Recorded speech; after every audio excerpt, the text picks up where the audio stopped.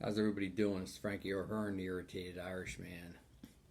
Today I'm going to do a segment on touch on a few different things, but the main topic is basically things getting you down and not staying current and doing things you love to do.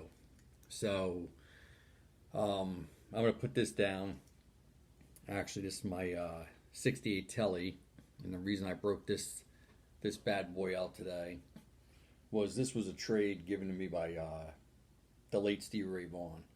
Um, Me and Stevie traded a Fender Bassman blackface setup for this, and someone gave this to Stevie. He didn't play tellies, and it needed pickups. Well, it needed one pickup, and it needed some changeovers. It needed frets, so I had that done.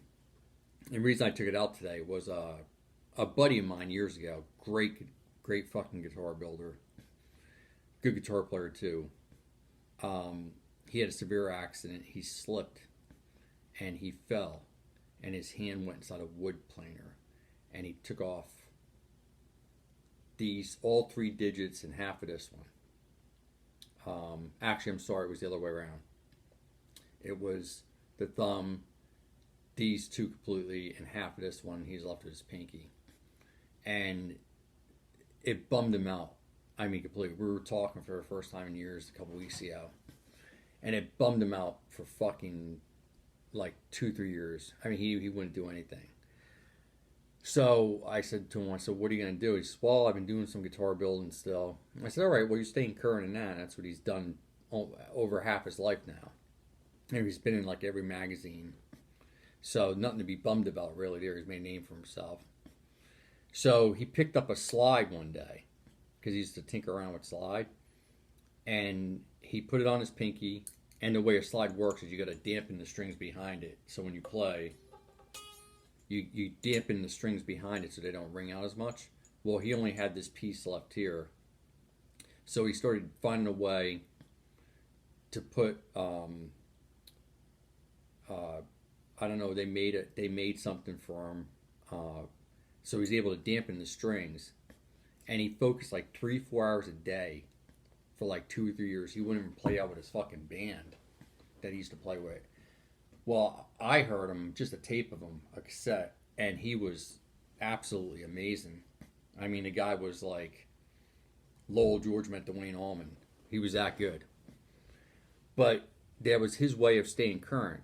He didn't want to get, you know, when you get operations like I've had or everything else, you lose your gig after 21 and a half years. What happens is you get depressed. You get, or I don't want to say, some people don't even get depressed, they just get down and out, or they feel worthless, and then they don't stay current in anything. And then it just starts to build. It's a vicious cycle.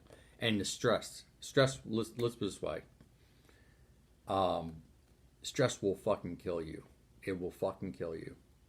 So, if anybody's been there, they know what I'm talking about. Like me, my thing is now I just show myself for the way I am. I'm trying to put my weight back on, whether it be creatine, whether it be going back to lifting. I'm just trying to put my weight back on. The martial arts, of course, with all the screws and rods. So how do I keep myself current? Well, I guess I can keep doing hand movements. I can work with people on wrist locks, whatever it is. And if you don't want to do that anymore with me, with music, after my stroke, I put down the strings, haven't touched them in 7-8 years, and I went back to my first love, which was the drums, and I have a great time. Even if I'm by myself, I just have a great fucking time. It clears my mind. It's a stress reliever. I block out the whole rest of the world, and that's it. Somebody was asking me again. This is 30 years old, 30 fucking years old. This script. My cousin Raymond, that passed away, wrote most of it about me for me as if I was 15 years older in Boston. It's got everything. It's got the camera panning in and out, everything. And we worked on it together when he was in California, and then he finished it. And it was basically based off me as if I was older, and all throughout Boston and a little bit of New York. But he did it, in It was the last thing he did, the last project he worked on. And I've had offers for it, but you know what? You got to be careful who you deal with. That's another thing I was going to get into. I see a lot of these guys now. They do these independent things. And a guy called me up. I'm not going to say what state he went to, but he went to another state. And this guy's like doing this big to do, you know. And the guy's had issues before. But this guy went to another state. And right away, this guy that's supposed to be doing this project hits him up for money. And says, you know, for a certain amount, I can like put you in, you know, as a stand-in or some shit. Well, when the guy got there to meet up with these people, he said it was 2 or 3 fucking cameras. That was it. I think 2 cameras, old cameras. And this guy had this backdrop that made it look like a red carpet fucking walk-in and all this stuff, so it looked like, you know, the Grammys. And it was nothing else around. It was like a desolate fucking parking lot with trailers and shit, and a couple beat up old trailers. So I would say if you're doing a project like that, I'm gonna go back to work on that. My memoirs started 3-4 years ago. 30-40 pages. Keep working on that. Stay current and stay focused on what you're doing. But watch who you deal with. You know, especially if the person's had problems before with schemes or cons, and you find out, you know, people. Listen, movie stars change their names all the time. I'm cool with that.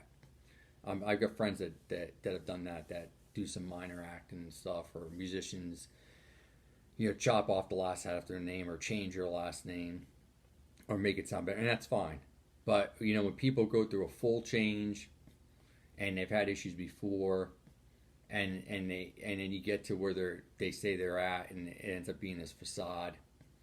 You know, anybody could do it. You could do an eBay store. I could turn this room into an eBay store. You would never know wasn't a full-fledged art gallery or music store. You would never know it.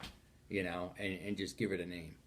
So basically, again, if you're doing the martial arts MMA, or if you're doing music, or if you're doing acting, or if you had a great job and after years and you get to a certain age and they boot you because they're dogs, half these people. That's what they are. They're fucking dogs, especially retail. You know, you got to find a way to stay positive, because if you don't, the stress is gonna fucking kill you. So that's really it. That's my spiel for today. No other stories, no other, you know, blowing shit up or doing this or doing that when I was a kid. That's really my spiel. If anybody has any suggestions as far as putting weight on, throw it at me. You think it's creatine? You think it's a certain workout regimen? Hey, I'll listen. Anybody else that's worked on movies or anything else? You got any tips? Hey, let me know. You know, I'll listen to almost anything. Other than that, it's Frankie O'Hearn, the Irritated Irishman. All right, Sinn Féin, Jews, Mirror Witch. See you later. Bye.